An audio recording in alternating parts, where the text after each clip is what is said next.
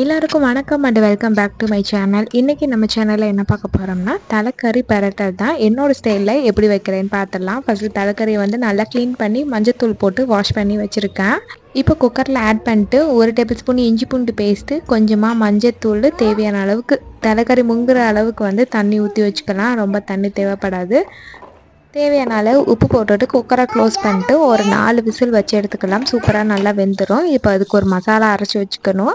ஒரு கடாயில் 1 table spoon சோம்பு, அதே டேபிள் ஸ்பூன் அளவுக்கு ஜீரகம், கரம் மசாலா ஸ்பைசஸ் எல்லாம் ஆட் பண்ணிக்கலாம். பட்டை, கிராம்பு, ஏலக்காய், இதோடைய அன்னாச்சி பூ இது எல்லாமே சேர்த்துட்டு நல்லா ட்ரையாகவே ரோஸ்ட் பண்ணி எடுத்துக்கணும்.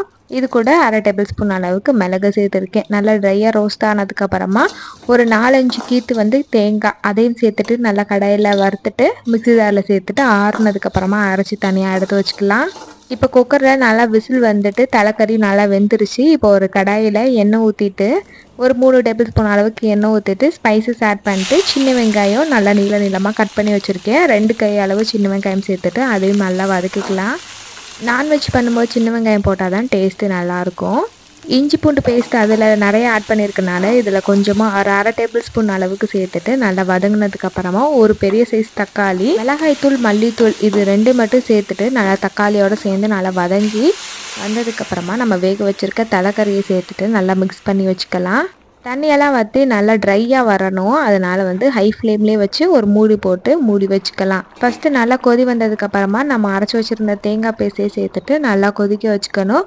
கிரேவி மாதிரி வந்துச்சுன்னா ஆஃப் பண்ணிக்கலாம். எனக்கு வந்து நல்லா ட்ரையாக வேணுன்றனால இன்னும் ஒரு 5 நிமிஷத்தை கொதிக்க வச்சுக்கிருந்தேன். உப்பு காரம் டெஸ்ட் பண்ணிக்கலாம். லைட்டாக உப்பு பத்தாதனால உப்பு மட்டும் போட்டுட்டு நல்லா வந்து தலைக்கறியை ரெடி பண்ணியாச்சு. இந்த சைடு ரெடியாக இருக்க கேப்லேயே மூளை பொரியலையே ரெடி பண்ணிவிட்டேன். மூளைக்கு வந்து வெங்காயம், சின்ன வெங்காயம், பச்சை மிளகா, மூளையை சேர்த்துட்டு நல்லா வதக்கிக்கணும். மூளை லைட்டாக வெந்ததுக்கப்புறமா நம்ம உப்பு, முட்டையை உடச்சி ஊற்றிட்டு மிளகுத்தூள் போட்டு நல்லா மிக்ஸ் பண்ணி வச்சோம்னா சிம்பிளாக வந்து டேஸ்ட்டாக மூளை பொரியல் ரெடி ஆயிடும். நான் வந்து இந்த மாதிரி தான் மூளை பொரியல் ரெடி பண்ணுவேன்.